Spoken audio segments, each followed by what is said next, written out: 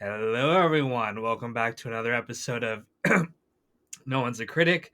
Literally, right before I was about to hit record, I started coughing as I swallowed some spit and it went down the wrong pipe. So, excuse me, I'm a little bit hoarse, but it's been a little while. We delayed this episode a week or two here while we so we could have time to watch Killers of the Flower Moon, which is what we're going to be talking about this episode. So, how you been in that interim since last time we talked?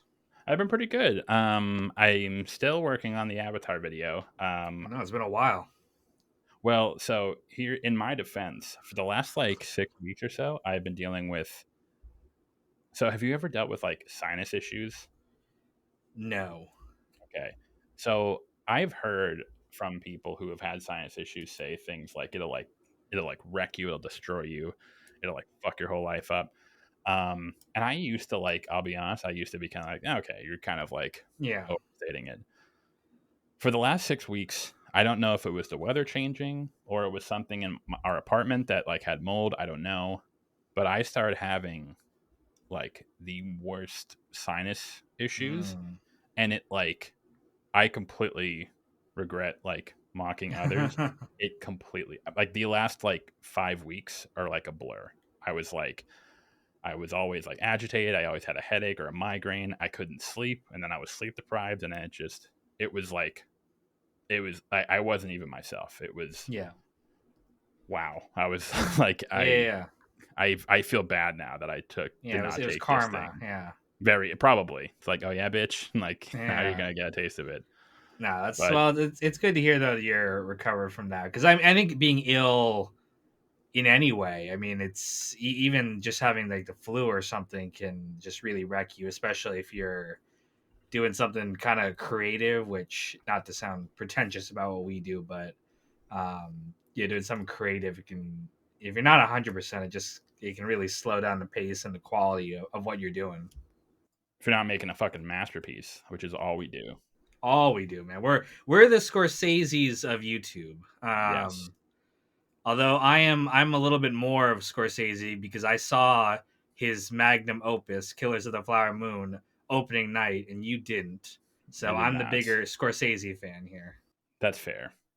No, I'm just Would kidding. you I think you've seen more Scorsese films than I have. I've not seen them all. really? I've I didn't seen I didn't see Silence, the last one he did. I mean it's been so long since I've seen it that I basically haven't.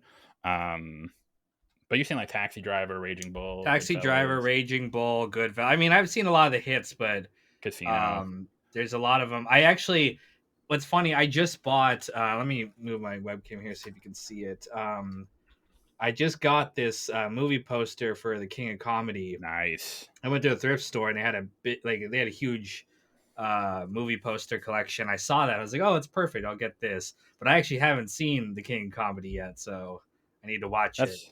That's probably his like most like underrated masterpiece. I mean, like he has some films that like Last Temptation of Christ. Definitely check that out. Um, yeah, once he like hit the turn of the century, the 2000s era is like kind of in. It's so much. It's not that any. It's like there's a lot of great films there. Um, but it does. I feel it does have sort of like a the DiCaprio era. It kind of takes on a different uh vibe of his other films. Let's see who's knocking at my door. Yeah, it's always fun to watch Who's Knocking at My Door, his first film, um, or his first two films actually, because it was Boxcar Bertha. I forget who it was. It was Boxcar Bertha came out, and another director. I forget. I think it was like Brian De Palma. I forget. But basically, someone it didn't get good reviews, and another director told him, oh, it was John Cassavetes. Marty, you've just spent a whole year of your life making a piece of shit. And that was when he was inspired to like turn to what he knows, and that's when he decided to make Mean Streets, and that was like it for him. So yeah, John Cassavetes really is the savior of cinema to be. It He's the all one. goes He's back the to him. reason why we have Killers of the Flower Moon, which we are going to be talking about this episode. We're going to be spoiling the shit out of it, which normally we don't really warn people ahead of time with spoilers because we talk about old media, but this is really new still. So if you haven't seen it, go watch it. I think that's our recommendation, right? You would tell people to go watch it, right? Absolutely. And I would even say, because I was talking with some friends in Discord just before this, it's kind of a film where I don't even think you can really spoil, because part of I think because like one of the big controversies of the movie was that a lot of the promotional materials. Well, first of all, let's say the posters of the movie fucking sucked. Did you see the posters? They were just like the most like cookie cutter, like the Leonardo DiCaprio's face was so big and like the fire. It was like they just looked so like boring and like unoriginal. But even I remember when the trailer came out, there was some pushback. And I think the reason was that the trailer kind of makes it seem like this it's like a story of like it's like a crime thriller or it's like a crime drama in the lieu of his other films. Whereas when you watch the movie, it really isn't. It's more of just like a very, very, very depressing, brutal. It almost I don't want to like not to compare the two. I mean, they're both awful, but it kind of falls in line with something like Schindler's List or like Hotel Rwanda, where it's more of like it's not like a crime drama or like a political drama or thriller. It's a recapping of an awful period of history that you just have to basically sit and watch. Yeah, I mean, it's got the crime element to it, but I'd honestly say that's probably the weakest part of it when it's Hmm. more towards the crime aspect of it, and it's at its best when it is, this historical tragedy slash awful thing that happened. But at the same time, too, there's a love story in this too, a very messed up love story, but one that I was really into. Like the two lead characters, obviously Leonardo DiCaprio and Lily Gladstone, really carry this movie, and I was really invested in their story. Um, Real quick before we go forward, one, I gotta be spoilers. We're gonna be talking about it, but I wanted to say that it was kind of the music was really good throughout most of it. I thought it was a little bit cheap to kind of use Taylor Swift music to tie into the Era Tour. Marty uses a lot of Taylor Swift songs throughout the film, which I thought was a very interesting choice. See, this is like why I'm considering like not having this podcast with you because you just don't understand art. Okay, you don't understand creative decisions. You don't understand a true artist's vision. You're just like, if I don't like this thing, it's not good. Like you have to like go with what he's trying to do. Yeah, he's a When genius. And he can do no yeah, wrong. when he played Cruel Summer while all the when they were massacring the Osage Native Americans, it was like if you don't understand like the significance of that, I don't like. What am I gonna? I don't know. I mean, the one I love the whole movie, but the one part of the film I didn't like was after they killed the flower moon, and then in the post credit scene, you see the flower moon is still alive. So they're setting up the sequel The Flower to the Moon will whole return in the sequel. to the whole Scorsese cinematic universe. Yes, I tweeted about this afterwards that when the movie ended, I was getting up to leave and I saw there was a whole bunch of people in the theater waiting for like a post credit scene, and I was like, "Who the there. fuck do you think made this movie?" It's I don't really understand. It's like what I do if it's a movie that I think might have a post credit scene, which again are very few. Like there's like because Yeah. it's something that I know I can probably look up on YouTube Oh, of like in a course. week Yeah. later, or like I can read on Wikipedia like right away. Yeah. I'll Google it right then and there. Oh, I Hey, do. is there Yeah, a I do post too. credit scene? Yeah. Yeah. Yeah. Not gonna But sit I through knew there 7 hours wouldn't of be fucking one in credits. this movie because Of all the movies, why would you think this movie? Scorsese in particular, right? Because he fucking hates Marvel, quote unquote. But He loves not Marvel even films. that. He's It's so also inspired. like it's like this isn't a movie where you could have a post credit scene. What would they show afterwards? Like, there's nothing to show after the credits in this thing. William Hale will return in Yeah, Avengers: Secret yeah, Wars or something. exactly. No, but really, it was a really fucking good movie. Like, I mean, we're just memeing aside here, but you just watched it fresh, so I'm curious to hear like what were your thoughts like immediately getting out of the movie? Like, what was top of mind for you? Well, obviously the ending, the last like 5 minutes of the film are probably such it was so unexpected and almost felt cheeky, but it was very it was strange. It was like simultaneously very respectful. Like again, Actually, I probably won't spoil this part. I don't think we should spoil that. Maybe like the last couple minutes. I think that's because it's something. Because that part, I think, is like that's something that you're just It's like very unique. It's very the very ending is unique. very very unique.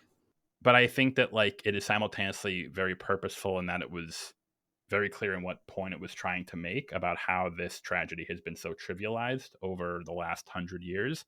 But also, I think, particularly with the very ending of what who comes out and does the very respectful of it was a very empathetic cap off to the film.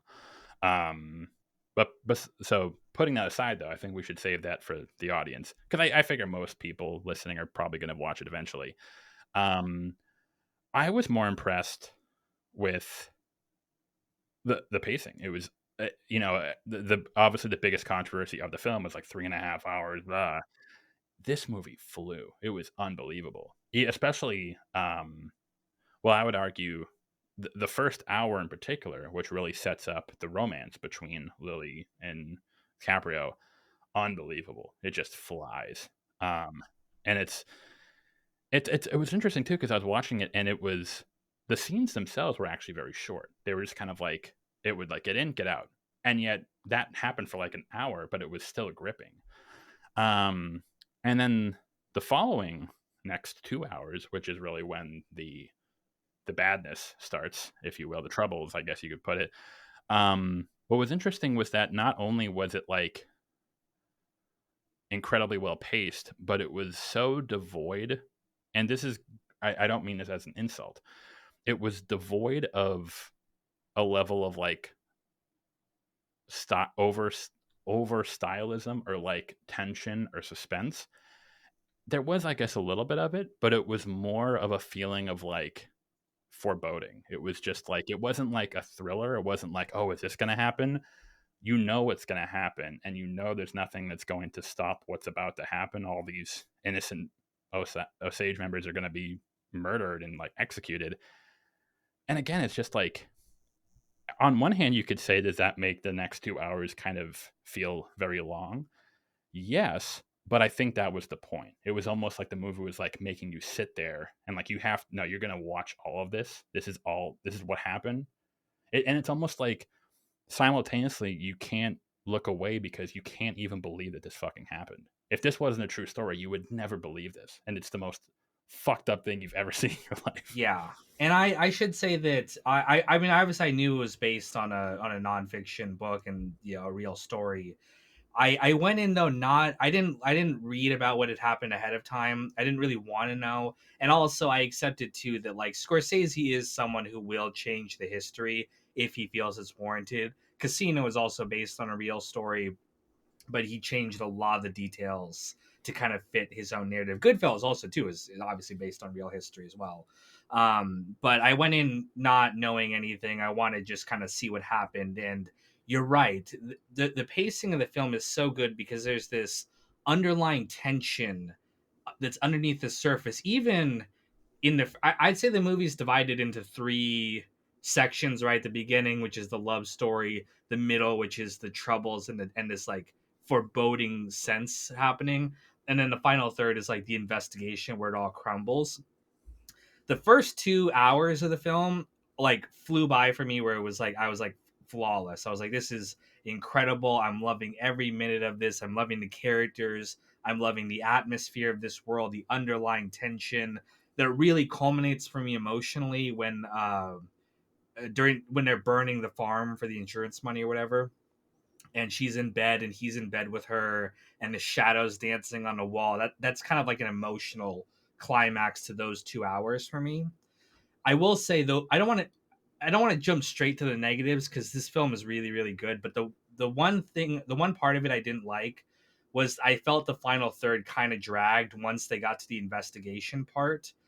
I felt like some of the focus left like Lily's character, and that kind of felt a little bit more weak to me because again, her and Leo were the heart of the films for me. I think she has. I think she has Best Actress locked. Oh, I think so too. I Yeah, think I so mean too. it was incredible and well deservedly so. A very, a very restrained. Like there were moments where she kind of like they're but that's kind of why she's so restrained for so much of the film, and there are a couple moments where she kind of like unleashes like all this emotion, but it's so much more impactful because of that. Yeah, again, those are the two flaws, which I guess we'll just cover. Which is one, I felt the investigation kind of lagged. I was like, the FBI is kind of playing catch up to what we, the audience, already know. So I Mhm. felt like some of that time could have been cut, where we didn't need to have Todd from Breaking Bad basically rediscovering all the stuff that we saw. By the way, he was billed pretty high as like on the the star list here, but he's not in the film long. It's a very small role actually overall, but regardless of that, the investigation and the trial I felt dragged a little bit. Where we could have cut some of this stuff or maybe put the focus back on Lily. And Mhm. the last criticism I have was that smash cut to the surprise ending was very unique and it was empathetic, but I would have liked it if we could have had a little bit more time with her at the I wish you call her by her character name, Molly Burkhart. I wish we could have followed her a little bit more just to see, she leaves Leo at the end there, and it's like it's clear their relationship is completely fallen apart. Probably should have fallen apart way before then, but I would have liked to have followed it a little bit longer and stay with her a little bit more, rather than just that smash cut to the surprise ending, which was good, but it is what it is. See, I almost would completely disagree with the second. I agree on the first point about it dragging on. Although I will say, well, actually, to your point, I think what was so brilliant in the film was that, you know, again, the kind of like up to subvert the idea that it's a like a crime drama or crime thriller. When the FBI is introduced, it doesn't take them long to figure out what's going on. I almost think it was like comically easy for them to find, and that's what made it so fucked up, was that throughout the first 2 hours of the movie, everyone knows what's going on. The Osage, they know what's happening. Like, even when, they didn't even try to like cover up the deaths. They were like just blatant murders, or like they tried to, but they were like incompetent at it. But there was one line that really stuck with me, when the FBI guys, and again, this is only like 20 minutes after they're introduced, they meet in the desert and they put all the pieces together. Again, it's like, because it's such like a transparently obvious plot with Hale and Ernst and what they were up to. There was a line where he says, "You have a better shot of convicting a man for kicking a dog than killing an Indian." That was like, fuck. Like, and that's kind of what the whole movie was based on, this idea that all these like white dudes were doing this, and it was like almost comically nonchalant because they knew they would get away with it, because they didn't even see them as people. And again, if you were to if this wasn't based on a true story, this is like a woke wet dream. Like, there's no way that these guys were this evil. Oh, Robert De Niro in the film, excellent, unbelievable, just unapologetically the most evil bastard. And again, at the beginning, I almost thought he was almost like too comical, almost like too like nice uncle. But then as the film goes on, you realize that that's sort of like the facade he's putting on. The fact that he would that's, in retrospect, the scene where he comforts, is it Minnie, the first sister, who's being like, because she's dying from the wasteness disease, and later on we find out that she was actually poisoned by her husband on the orders of Hale, and he's like comforting her. It's like, "Oh, it's okay, sweetheart." It's like, oh my god, he was such a fucking unredeeming bastard. Well, I think what his whole thing was that he did believe that he was their friend, and it was like he was lying to himself as much as he was lying to everyone else too. Like I think he, when Ernest confronts him at the end, he's like, yeah, the Osage, they're never gonna accept you again after all this comes to light, and he's like, no, they'll accept me. They know who built the schools and built this whatever, and it's like he's deluding himself, thinking that like anything could justify all the stuff they've done up to this point. It is very believable, almost insanity with him for what he did. He didn't even, he almost like, a better way to put it's like he thought of like the Osages almost like dogs or like pets, like they were like people who were like It's like, oh, I'll care for them. I'll feed them. I'll pet their nose. But at the end of the day, they're not like we're on different species. Like we're different levels. If I kill a dog, whatever. It's like that's sort of like how his behavior was, and it was just chilling. Just how unrelentingly. I was waiting for like that scene where it's like he like there was like some sort of like reprieve or like should we give like the evil guy like a redemptive side or like some sort of like silver lining, and the movie was like no, this guy was just pure fucking evil. Oh, and yeah, De Ernest, Niro did it Ernest, they great. give some a lot sympathy to, probably more than he deserves, just based off his actions in the film. But it definitely comes across that, like, even when he's doing all this awful stuff, even to his wife, that he does. There's like genuine love there. That, I mean, obviously doesn't justify all like murdering her family and all this stuff, but you can tell he's very conflicted about doing the stuff that hurts her directly. I think that's sort of like I'm glad you brought that up because I think that is like one of the big criticisms. Even people who like love the movie, one of the big criticisms is, or I guess not even criticisms, but just sort of like issues or questionable aspects of it is why did we tell the story from Ernst's point of view as opposed to the Osage? And on one hand, I understand that, but on the other, I almost think after watching the film, it was done very purposefully, where I think it was almost like setting up this, it was almost trying to set up like this idea that, like, yes, he's like a bad guy, but he's like, he's going to be the white redemptive character who in the end learns the error of his ways.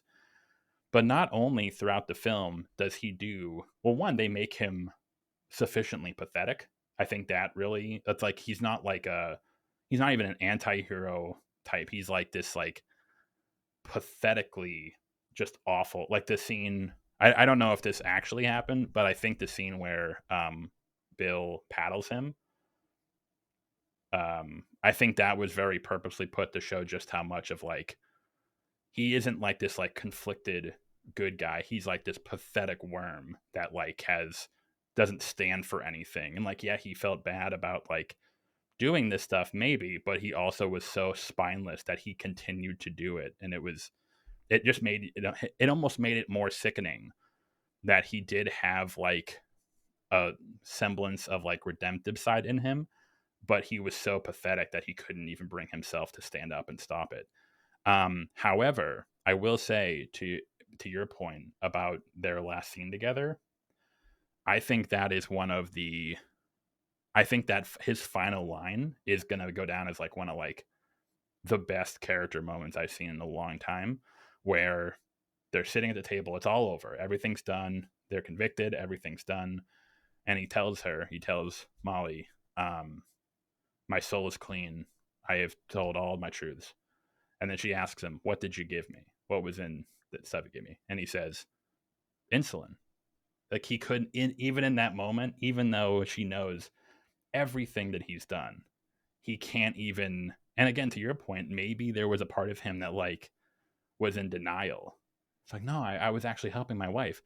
But at least for me, in that moment, the film completely subverted what it was trying to do. Of like, oh, maybe Ernst was going to be like this like redemptive character, but like in that last line, you realize, oh, he's just a delusional sociopath. He's just like, and the fact that, and I think that's like why I like the ending. The fact that she just gets up and leaves is just like after she's realized that this man who she maybe, and she did love for decades and she had children with, she had no idea who he was. And the fact that he would just do such evil things to her, and even at the end he couldn't even bring himself to own up to it, is just like. And again, I almost think that like the reason it works so well that she just stands up and leaves is like to the point about like making him pathetic. She didn't even see him like he wasn't even a man at that, in her eyes at that point. He didn't, she didn't even hate him, I don't think. She just saw him as such like a disgusting pathetic worm of that he really was, that he couldn't even bring himself to. Yeah. I mean, I don't. I mean, I agree. I don't think he was like. And this is. I'm only talking about the character, like, right. I'm not talking about the real historical person that the story is based off of, because we don't know what that person was like in real What his life. But I disposition was really like. yeah, Yeah. I mean, I really saw that he did love his wife, and that giving her the insulin with the whatever they were giving her that was poisoning her. I don't think he thought it was gonna kill her. It was like he believed the lie that his uncle told him, and in his heart, I think he knew that, like, yeah, this is not okay. But he didn't want to face what he had done to his wife, who I do feel he genuinely loved her. That doesn't excuse, obviously, what he did at all. But that's what I was saying. That the relationship was just the highlight of the film for me. I mean, it was so good. The conflict with, like, and I think she knew too that there was I a think lot so of too. shady shit going on in here. I mean, That they was all so they all knew depressing. the murders were happening, and when she confronts him about what happened to her first husband, the guy who uh they wanted to fake killing himself, but the guy didn't do the job right. Even then, she in her mind she knows that, like, oh, he probably killed this guy. I think I agree. She really portrayed that well, where there was like this like constant like uncertainty in it, because again she knew that, like, again, like, then the movie there's like a very clear, like, the Osage know what's going on. They're not like dumb. They're like, these people are murdering us and we need to do, but at that point they were so powerless. They had nothing. They had to send someone to Washington and just to get attention. um well, they tried to, and then he got killed. That was fucked Yeah, up. right. They killed um that guy too. it's like, where'd he go? He didn't come back. Yeah, But yeah, the fact, because in her mind it's like, what does that say about me? Where it's like, if this is true, this man that I love, that I've had hmm, children with, it turns out that he is this bastard, this awful, yeah, terrible human being. What does that mean? Or like, it's almost like the thing. It's like a horror that is so horrific that she can't even yeah, bring herself. But then she, in the end, she had to kind of accept it, that this. And imagine that, like, you waste yeah, decades of your life married to yeah. someone who you think you know, and it ends up has done, who orchestrated the killing of your sisters, of your people. Oh, And I think there was a part of her that was ready to forgive him for all this stuff until that very last thing where he wouldn't admit what he did. Because I mean, she stuck with him when he literally admitted in front of the court, yeah, yeah, I killed her sister and all these people and blah blah blah.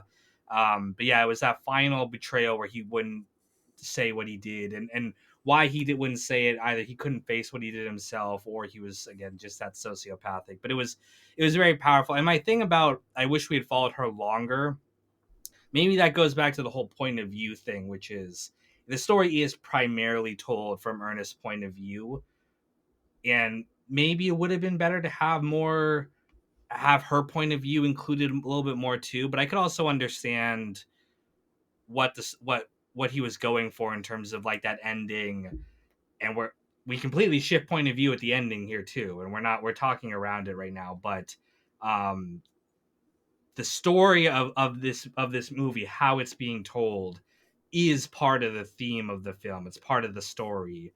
Why we haven't heard of it before now, you know, the lack of empathy that people have felt towards these people. It's all part of the theme. So I could get that, but again, it's just these two characters were so great that I just wanted more of them. And that's why the FBI investigation part I felt dragged on a little bit, was because, again, it's just taking away from these two characters, which I really wanted more of. yeah.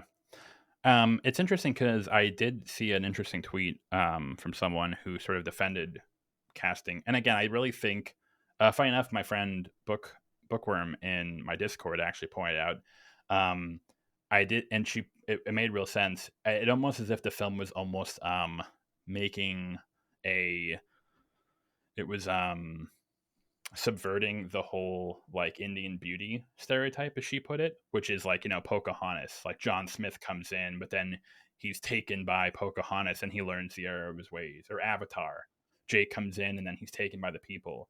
Whereas in this film, it kind of almost sets it up like that, where it's like, hey, maybe Ernst will, because he loves Lily so much, in the end, he'll eventually, because for her, he'll decide to put an end to it. But then he just doesn't, and then he doesn't, and he doesn't, and it just keeps going and getting worse and worse and worse. And at the end, he doesn't even do it out of love for her. It's not like he does it because or rather, it almost makes it seem like that, where it's like after the death of his child, it kind of makes it seem like that's why he turns. But then in the last scene, it subverts it again when she asks him, just tell me the truth, and he can't bring himself to do it.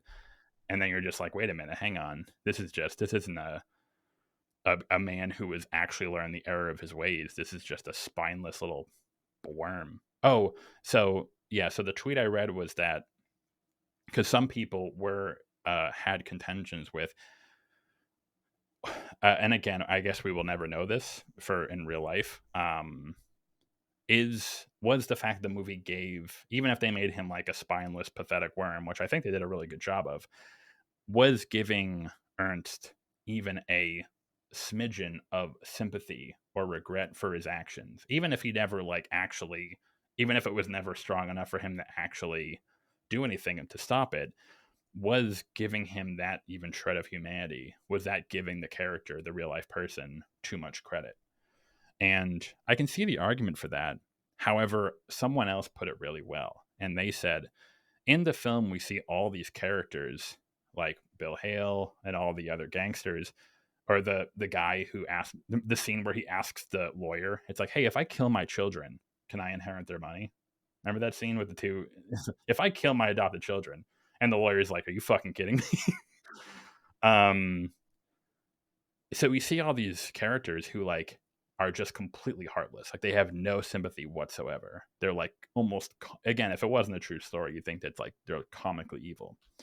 But then you have Ernst who has this like shred of humanity.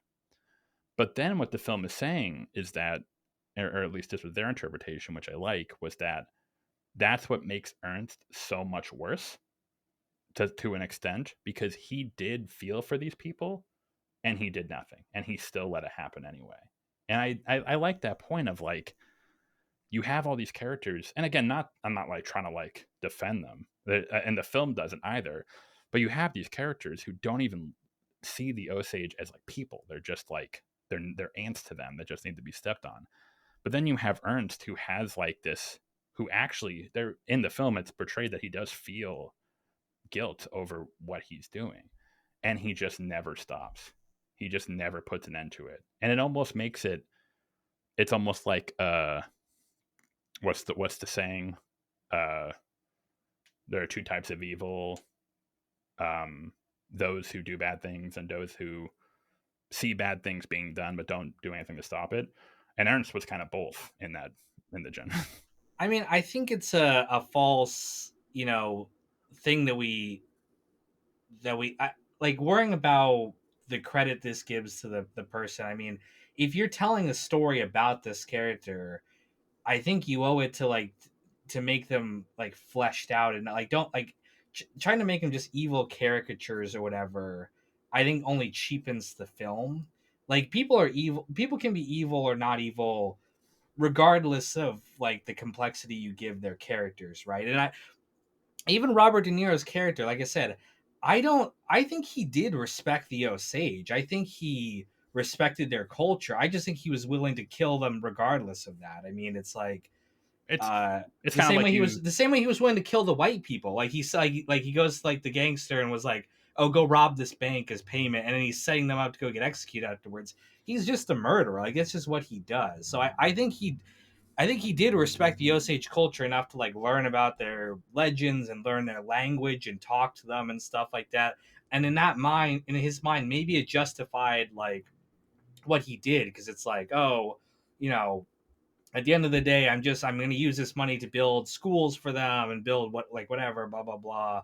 And everyone has their own justifications for it, but I think I don't know, trying to like make them just like caricatures or just like shallow characters, it just cheapens the story.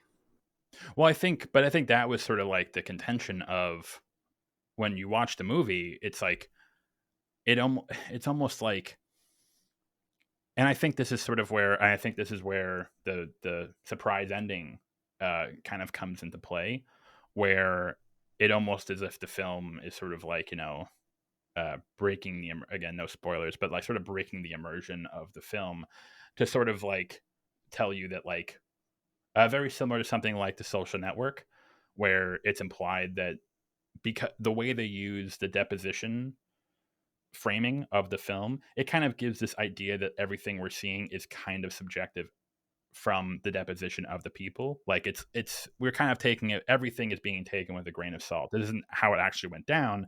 This is how it was interpreted. And I think what was interesting about the film was it kind of played with that, where it was like, and I think this is kind of what they did with Ernst, where they kind of play with that, where it's like, oh, maybe we should give him some shades of like the sympathetic protagonist who eventually learns the error of his ways, but then the film subverts that at the end. Um, but yeah, but then the issue is that, again, kind of going back to the point where it's like, if this wasn't a true story, you would never believe this. Like Robert De Niro's character, if this wasn't a true story, you'd be like, come on, he wasn't that evil. Or like the scene where the guy goes in and, again, it's actually, I don't want to say it's played for laughs in the movie, but there is sort of like a absurd, humorous beat in the movie where he's sitting with the lawyer. It's like, so if I kill my wife and then my orphan children, I adopt them and they were to die, can I inherit their fortune? And the lawyer's like, are you fucking kidding me right now? And again, it's like, you kind of can't help but laugh at just how, but again, if you were to tell me that, like, if this was in a movie, I'm like, come on, did that actually happen? That guy was that sociopathic? And I think the people who take issue with the treatment of DiCaprio's character was that, yes, these people were the sociopathic. They were not these like, they were not these complex individuals. They were not these like, you know, layered characters. They were just greedy, fucking sociopathic bastards. Well, I don't. I mean, I agree they are sociopathic and stuff. I don't agree that they're not complex. I think there is a lot going on with these characters, but I don't. I don't think that like undermines their, the horror of what's happening to make to give someone like Ernst like some sympathy, like having like a genuine relationship with his wife. I just think it makes the story that much more rich, and like it's also not like Scorsese's never done like portrayed absolutely evil characters or sociopathic characters with like an interesting light. Goodfellas, a lot those characters are fucking evil. Casino, those characters are fucking evil. Like a lot of them are, but But I like think they're interesting to watch. but I think the difference is that the point of the film is the idea of like, and I think you made a good point of like, when you're taking a true story like this, and again, we don't want to spoil it, but this is, I think, the point of the surprise ending.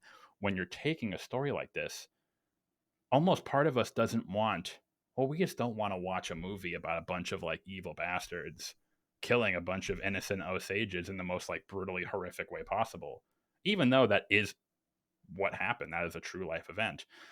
When we're talking about like putting it to film, there's almost like a desire for us. It's like, no, we need to like flesh certain characters out. And I think the issue, or I think the critique, and I think they're wrong. I think Scorsese handles it very well, where he tries to, and like to your point, I think by adding the relationship of Ernst actually loving Molly, I think that actually makes him, at least in my mind, far more disgusting than the other characters, because you're not doing this to a person that you have no feelings for. Again, that's still fucked up. But the fact that you're doing this to the mother of your own children, to her family, to your family, and the fact that you actually do truly love her and you're still doing it, it almost makes him. And I think that was the point of like the final scene between them, was kind of, it was almost Scorsese like giving him this depth, but then at the end of the day showing that like we weren't trying to make you like this guy at all. We were adding, like to your point, we were adding depth, but not like the depth of like there are two kinds of like depth, like depth of character and depth that is meant to like promote empathy or sympathy. Like at no point in the film did I sympathize or empathize with Ernst. He was just this awful, like, 'cause I mean, like, how can, even if you could, by like the halfway mark, you're just like, fuck this guy. He's done so much awful stuff. You can't even, or he's gone way too far and too far gone. Um, but yeah, it's weird because when we're talking about movies, there's almost like this desire to like, we don't just want bad guys, good guys. We want like layered characters and complex characterization, and like, and it almost, there's almost like a trend that's been going on for the last like 10, maybe even longer, 20 years, maybe even 20 years or so, since like the turn of the century. And you could even cite shows like Sopranos, Breaking Bad for this idea of, you know, or even like, Game of Thrones is like always famous, like no one's actually fully good and fully bad. And it's like, I feel like a lot of audiences, especially like, they kind of almost like, we almost sort of like subconsciously reject that because we feel as if that means that the story is simple or the story is boring if everyone's just good or evil. Um, Whereas I think this film was actually almost playing with that. And I think that was the merit of making Ernst the main character. Because again, to your point, if Lily or if Molly was the main character, then it's just a horror movie. It's just this like awful, she's just literally watching her people be, you know, assassinated, murdered, killed the whole time. But by putting it from Ernst's perspective, it's almost, it's saying something more. But again, it's not, the point of the movie wasn't to like, oh, we're making Ernst a more layered character to make you feel bad for him. It was to make a point of even people who do have humanity within them or do have like a shed of sympathy or empathy can still become unredemptive bastards because of their actions. I mean, Scorsese was obviously trying to make, to show the events of what happened and to be true to the story of what happened. And the story is obviously horrible. I just don't think he was ever like trying to be preachy to the audience about like like again, people were, there was comments of like asking like, or some people calling the film woke or calling the film whatever, and I don't think it is. Like, I don't even know, what does that word even mean anymore. it could be, you could tell a story like this in a very preachy, kind of way where it's, but I think the film is just laying out the events of what happened and letting the audience like reach its own conclusions about who these people are and your judgments of them. And that's why I said I don't like this idea that some people were criticizing it for, where they need to make all these characters just unredemptively evil and disgust. I mean, they come off that way, but it comes off in a very natural way where you believe it. It's not, they're not like caricatures or anything like that. And I think that's why this film is so successful. And I didn't get any kind of like preachiness from the film. It's just like, no, here's what happened. Here's the events, and we're just showing it. And I almost wonder if I actually am very curious. I really want to look into the um um historical accuracies. I'm actually curious to see how, if they did make changes, because there are some. What was it? Well, funny enough, I know with Wolf of Wall Street, um, when Jordan Belfort was asked, "Hey, so did the film like play up all like the crazy shit you did?" And he said, "No, they played it down because like you never would have believed it." Um, Even Ace, funny enough, in Casino, Ace Rothstein, Way better in the film than he is in real life. way better in the film, and almost to the point where like I would argue like that film is more irresponsible than this film. I think this film actually addresses it, where when I heard about like what he was really like in real life, man, they made Ginger look way worse than I mean, like she might have been still like that, but like in the film it kind of comes off as like, where did this come from? It's like, bullshit, dude. She was like, that was hell. um yeah, but it's strange, or like, well, even when I was watching the film, there was the scene where, and again, I'm like, obviously it must have really happened. But to your point about caricatures, it's almost like the film couldn't even do that because the the circumstances of this crime were just insane. Like when the FBI guys go to the doctors, it's like, so you're the one who examined Anna's body, right? And they're like, yeah. And they're like, so you cut her head off, right? It's like, well, yeah, we were looking for the bullet. And it's like, okay, so why did you chop her up into like little pieces? And they're like, well, we couldn't find the bullet. And it's just like, you're watching it, you're like, this is insane. And again, that it's the joke. I don't want to say the joke, but like the sick irony in the film is the fact that when once Molly went to Washington D.C. and they sent White, once they sent the FBI agents, they discovered it was like, and I actually loved. I think Jesse Plemons deserves more credit for his role in the sense that at the beginning he kind of plays dumb. He's kind of like, well, I don't know. But then there's that one scene where he switches, and you realize, oh, he knew like the moment he met Ernst, like he was talking to Ernst, he probably knew exactly what was going on. Like, you're not letting me see your wife. She's upstairs right now. Half all of her family has been murdered, and you had nothing to do with it. And then later on, you can tell that the FBI agent was like, "This is so obvious." But the fact that, but the fact that that just makes it so much worse. The fact that nothing was done about it for years, and you had to, if Coolidge had not, if they hadn't said anyone, which is way too late. Like apparently, like the murders were like, again, well publicized. The Osage were like, "This is happening. We know it's happening." If they hadn't done anything, it just would have kept going on. I wanted to talk about the reaction this film has had and the discourse behind it, because like we talked about in the last episode, Scorsese's kind of been propped up as this icon and this the leader of like real cinema for people who hate Marvel and Disney and the big studios. And I don't think that's fair to Scorsese himself. I don't think he would want to be that person. I think people are wrongly quoting his beliefs, but for better or worse, there's been a concerted effort to rally around this film or to hate it. The people who didn't like the haters of the Marvel and Disney franchises, right, were like, fuck Scorsese, he's an out of touch old man. These movies are fucking long and boring, and honestly, some of them a little bit are sometimes. But um, I feel like it's not fair to this film's as a piece of art to have all this baggage attached to it because of what people want Scorsese to be, essentially.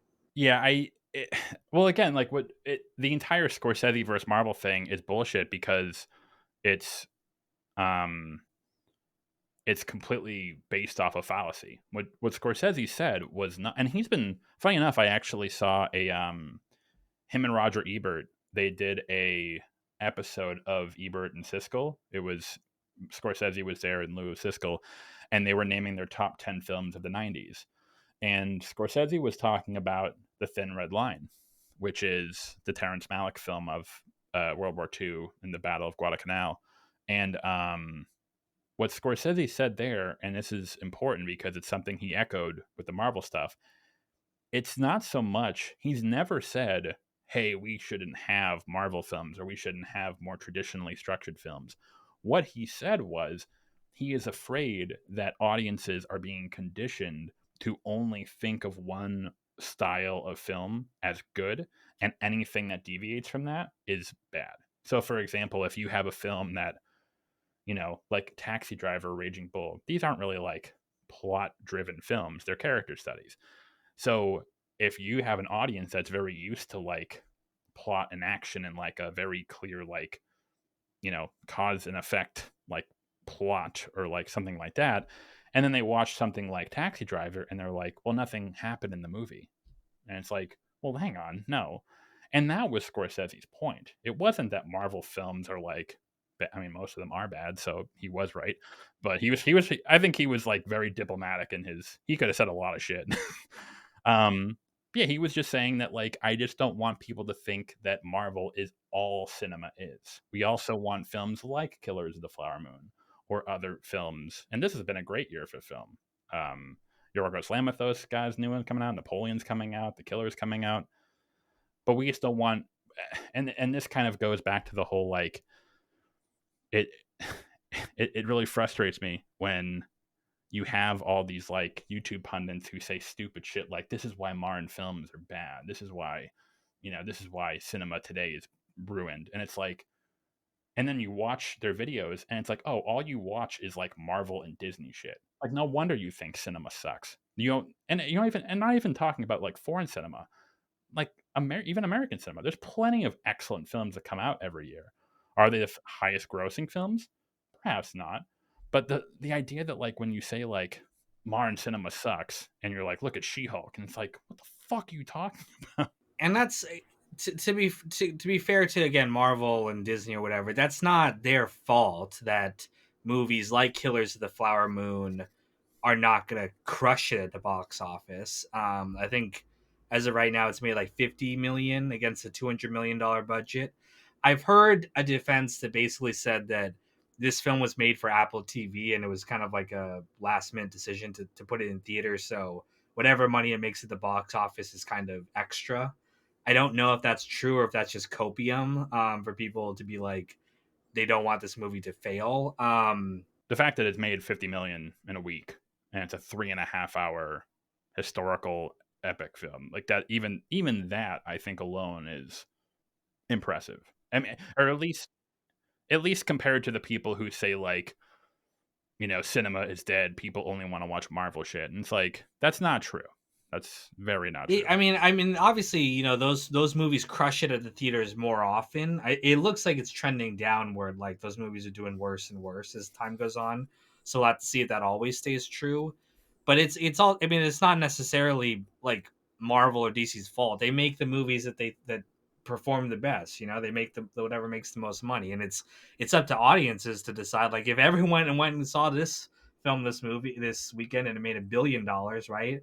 Studios would start making more of these ones. So it's not really up to them. It's up to the individual people watching the films. And I think that's the good thing about this film is that like there's a concerted effort to kind of rally around it and be like, hey, let's have more like cool, interesting movies like this, like Oppenheimer, like Napoleon, which I actually really want to go see because that looks sick, from the I, trailers. I like to think, I'm being completely like optimistic here. I like to think that Oppenheimer will be like a watershed moment in like the last like 10 years of film where people realize that like all this shit about like people don't like long films, people don't like historical epics, yada yada yada. This movie made almost $1 billion. Go fuck yourself. The fact if this movie made $100 million, I would have been impressed. Like when it first came out, I mean, like again, it had Nolan's name on it, sure. It made almost $1 billion. Even factoring in the Barbie shit, you can't. That is like unprecedented. This is being 3 hours alone. That is. Even Barbie was kind of. I mean, I didn't actually see the films. I don't know, but even that one was kind of like, at least it's something a little bit different, right? It's not just paint by the numbers, latest superhero franchise bullshit, whatever. Although I do hear that Mattel is now trying to milk whatever they can out of whatever Well, of other course, toys they have. So, but I mean, they'll always take the wrong. They'll always take the wrong lessons from successes. there's an effort to kind of push back against the Marvel Star Wars phase we've been in where everything has to be these huge franchises or whatever. I just think that like that effort should be like, hey, let's celebrate these other movies. It shouldn't necessarily be like fuck all the people who like Star Wars, fuck all the people who like Marvel. It's like people like what they like. Let them enjoy what the life's hard enough. Let them go watch the whatever stupid movie. I don't like them, but if they enjoy it, like let them go watch that. It doesn't. It is a little bit of like a winner take all phenomenon because there's only so much movies money the studios have to throw at movies, right? But there is a market for these smaller budget films to exist as long as people go continue to see them. And it seems like audiences are craving something a little bit different lately, and I hope that trend continues. To go back, I think it's so funny. I'm so, and I haven't seen. To be fair, I haven't seen that much of this, or if I do see any of it, it gets like immediately squashed because it's like so fucking ridiculous. The idea that the film is woke, Killers of the Flower Moon, it's like woke somehow. On that end, I'm like, I don't like at that point. I don't even know what you mean anymore. Like, what is even woke? And I guess I mean like I guess you could say like you mentioned. Well, I think you make a good point where it's like, is the film preachy? It's like the film isn't preachy. It was just showing you what happened. And I think, and if you're any reason, like that's what's kind of hard. It's like, well, the movie doesn't tell you how to feel. It allows you to make up your own mind, which is true. But then the caveat of like, I feel like if I'm just showing you the events, any decent human being is going to have like it's almost like a it's on one hand I agree where it's like it's not preachy, but two, it's like if you don't come away with like it's it's I'm trying to like I get what you're articulate it. saying. I Yeah, it's like if you it's like I'm not gonna watch the film. It's like, yeah, man, I'm really glad the film didn't tell me how to feel, and I really made up my own mind about the story. It's like, well, hang on, because it's given the story and the subject matter. I don't really. There's not really like I don't really see like, oh, there are multiple viewpoints on the situation. You know, it's not like the Battle of Algiers. It's like, no, this is a pretty cut and dry thing. No, I mean it's obviously a horrible situation, and what again? The film is not woke at all. It's not preachy. It easily there are movies and stuff out there, right, where they really just hit you over the head with this really simple message, and that's I think what people don't like about it.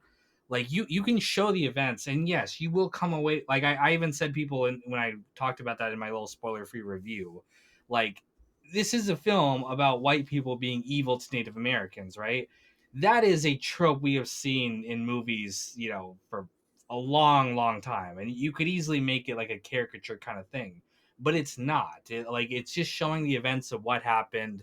The characters are given arguably more sympathy than maybe they deserved in real life. But I think that's how you make something that doesn't come across as boring. This film is really, really fucking interesting. Like the people in the film are really fucking interesting. It was a great watching experience. I think it was very respectful to the people it was portraying, the white people and the Osage people. I've heard there was some criticism from maybe some of the Osage people where it's maybe like some of them. I didn't really look into it too much, but there were some people who were wishing like maybe it could have been made by someone from their culture or whatever. But at the end of the day, right, Scorsese is the one who wanted to tell this story, and there's nothing stopping other people from telling it too, right? Other people could absolutely go, like someone from the Osage Nation could go make a story based on this now, and it's probably going to get even more attention because of what Scorsese did. So I think it was very respectful. I think it was very well written, not preachy, not the writing was just fantastic all around. Yeah, it's interesting too because like to go on the whole thing about like wokeness and stuff. Um, I feel like it's always whenever we're having this discussion, it's always like the it's like people will blame something for the failure of a film while it's really something else. Like so, for example, me and my girlfriend watched the new Little Mermaid when it was on um, Disney Plus, and of course, like the big controversy was them putting Halle Berry in the role of Ariel. And that was like the majority of like the discourse around it. But then when we saw the film was not good, but it Yeah, had like nothing to do with anything related to like wokeness, or it was just a uninspired. It's this same reason why the Lion King sucked or like Aladdin sucked. It's not because of like they're adding woke elements. It's just because they're very uninspired, reductive takes on these already classic films. And again, it's like when we're talking about it like for like, oh, this film is like, again, I agree with you that like Killers of the Flower Moon could have been preachy about its message, I guess. But I think in that case, that wouldn't even make it woke. The issue would just be bad writing. Like yeah, if every like other scene, Leonardo DiCaprio's character comes up and it's like, what we're doing to these people is bad. Racism is a real problem yeah, in this country. If it was shit like that, like yeah, it'd just be. But that isn't even like an issue with wokeness. That's just an issue with like, why would this character be saying? It's like it doesn't make any sense in the context. But in the movie, again, they just trusted the actual events to, but of course they're saying the exact same message of like this shit that white people did to Native Americans was really fucked up. yeah, Yeah, so it almost comes down to more like whenever, and on one hand, it's hard because like I do agree that like there is like a wokeness that is in some media that I think is an issue that does kind of like yeah, diminish it.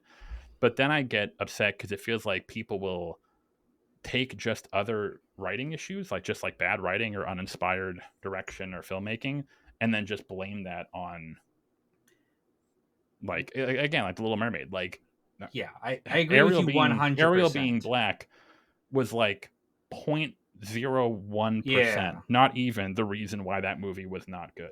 Like yeah, it had nothing to do with it. She actually did fine in the movie. yeah. She was What good.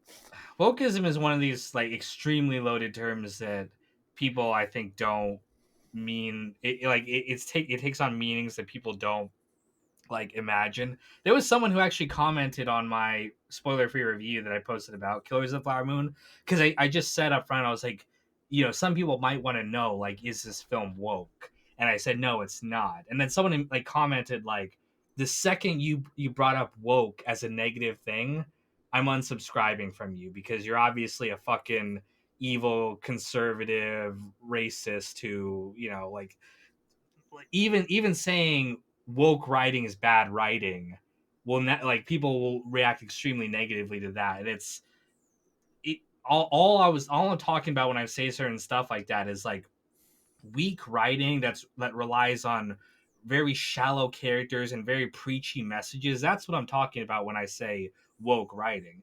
You can absolutely portray something like this, like Killers of the Flower Moon, where it's a horrible situation, like that white people perpetrated against Native Americans. It's just not preachy, and the writing is not shallow. There's depth to it that makes it not woke. The Wire shows stuff about like, here's very bad stuff that happens to black communities and low income communities across America. It's not woke or preachy though, because it's genuine in the writing. It treats the characters well. Like, not every cop on the Wire is a racist white cop who hates black people, right? It's like there's different characters with different backgrounds and all this kind of stuff. That's good writing. That's how you show an issue, and that's what makes it not woke. And again, I think you're right to the extent that like just casting someone who's black in a role does not make the film woke. If every line of dialogue they have in the movie is about how evil white people are, then yeah, maybe that's bad writing. But just casting Well, someone or whatever is not the issue. And these issues get so entangled, and the culture war is like so entrenched like throughout all media, that even if you have one single thing like that, people will pick sides about it before they even watch the thing. but again, that to your point, if it's like, well, if the film was like, saying every scene that white people were bad, it's like, but again, I wouldn't even say that's woke, because again, like if the characters in the but I would say, like, if in every single scene, if the characters did say that, well, actually, it would make sense, because like they would have every right to say that given the No, that's context. not even But true though. Is every white character in Killers of the Flower Moon evil? Is every single one of them a murderer? No, not. The FBI guys who come in are not racist. The there's other eh, people in the film too. Like, that's what I'm saying. It's like that would be preachy. That's not what Killers of the Flower Moon does. These are the choices that these people made. And yes, obviously there is systemic issues with the federal government and how they treated Indians. That's just history too, a part of it too. But like, the film is not that simplistic in its message. but what I mean is, like, even if it was that, even if in every single scene there was like an Osage saying That would no, "fuck white fuck people," that, dude. but no, That would not be good writing. no, but that's the thing. That's the thing. It's not that it wouldn't be like, oh, is it woke or not? It's just that it would be bad writing. Yeah, it would be That's bad the writing. thing. Yeah. That's the thing. Because like you can still watch the movie and you can take away from that "fuck white people." Like you can still, like, given the subject matter, absolutely.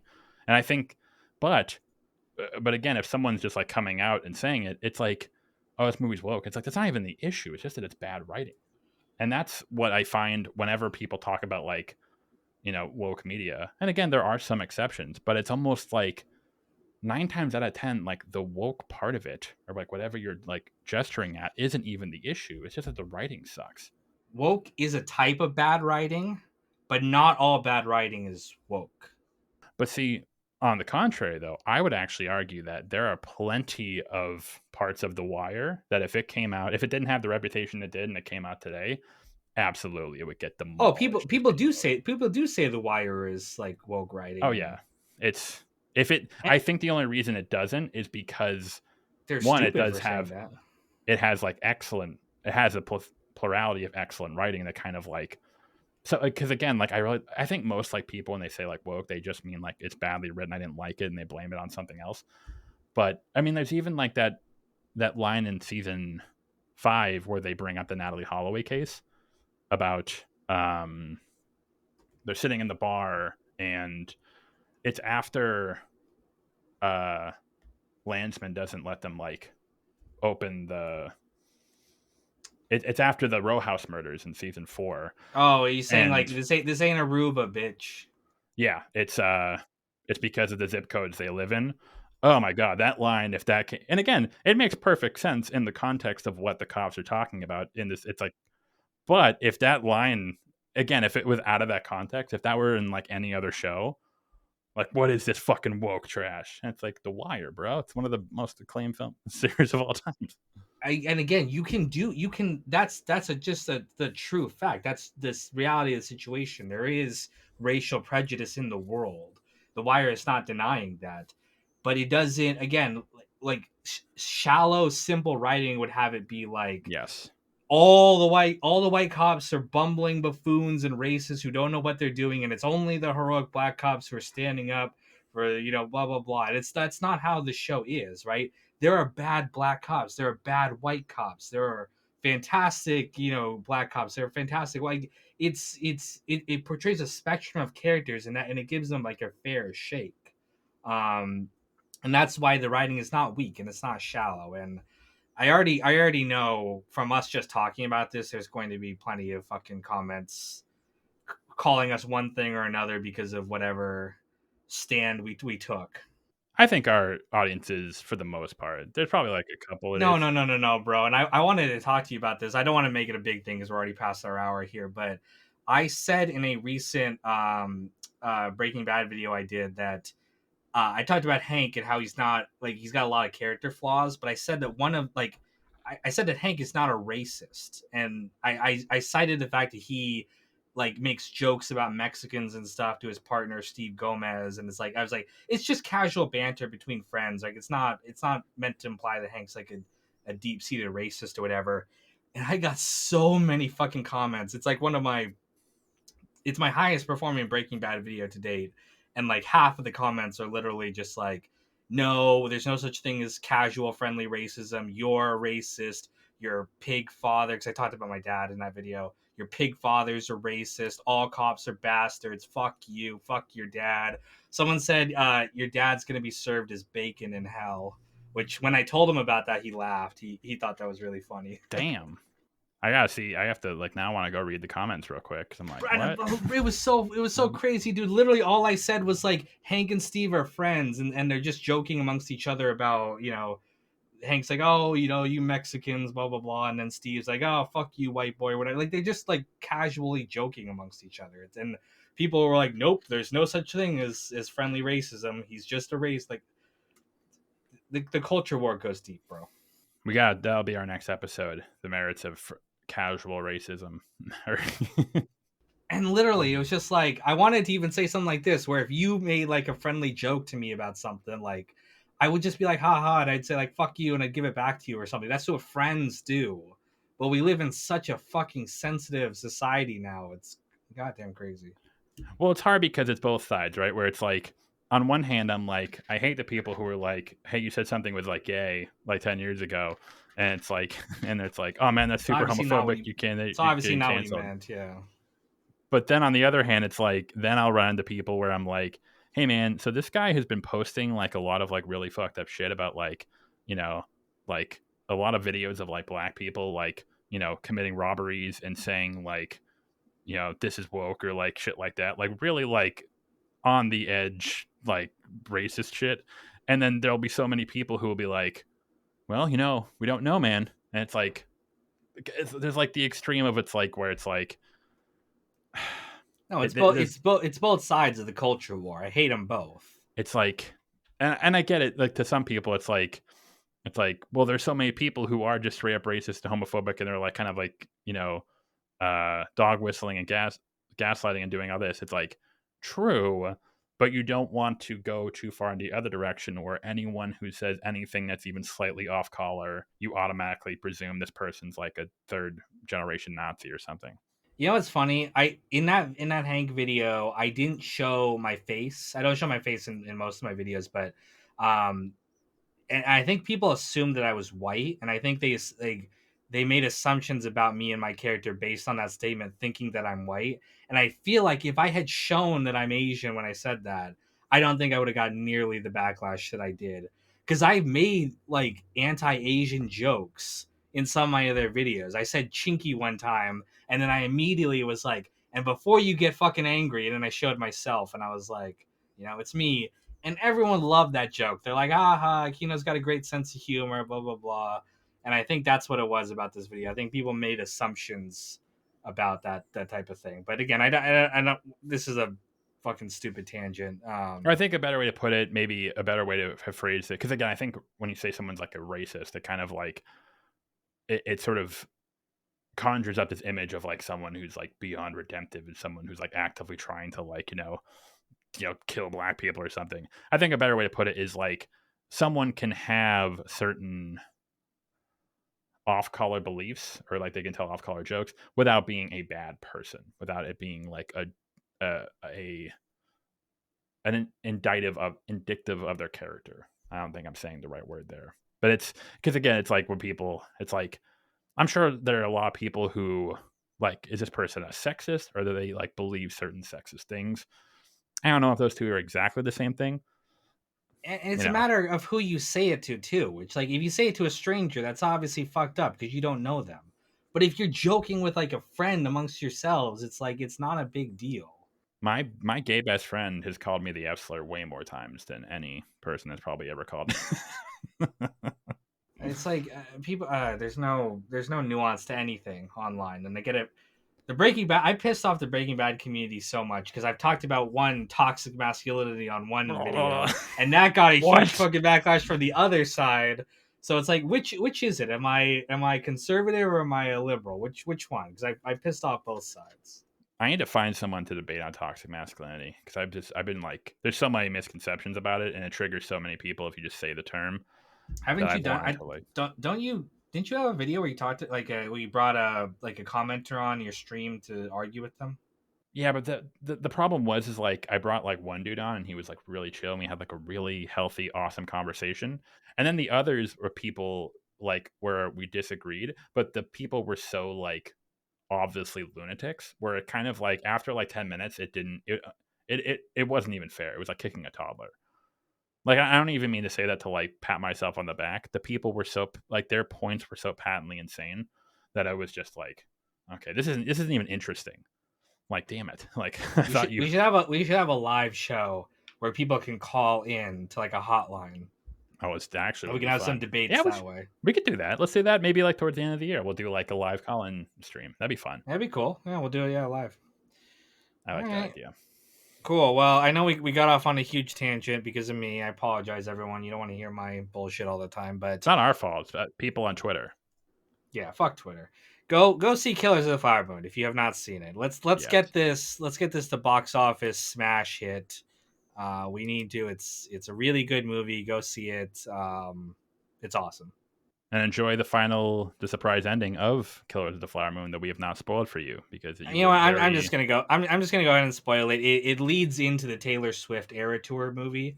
Like the last scene of Killers of the Flower Moon is the beginning scene of her tour, and then all these teenagers rush into the theater right when the film ends and start dancing and twerking and whatever, and that's the ending of the film. Taylor Swift dedicates her entire concert to the Osage people. And all the kids, I could honestly see her doing that too. And all the kids in the audience are like, "What the fuck is that?" Yeah, great film.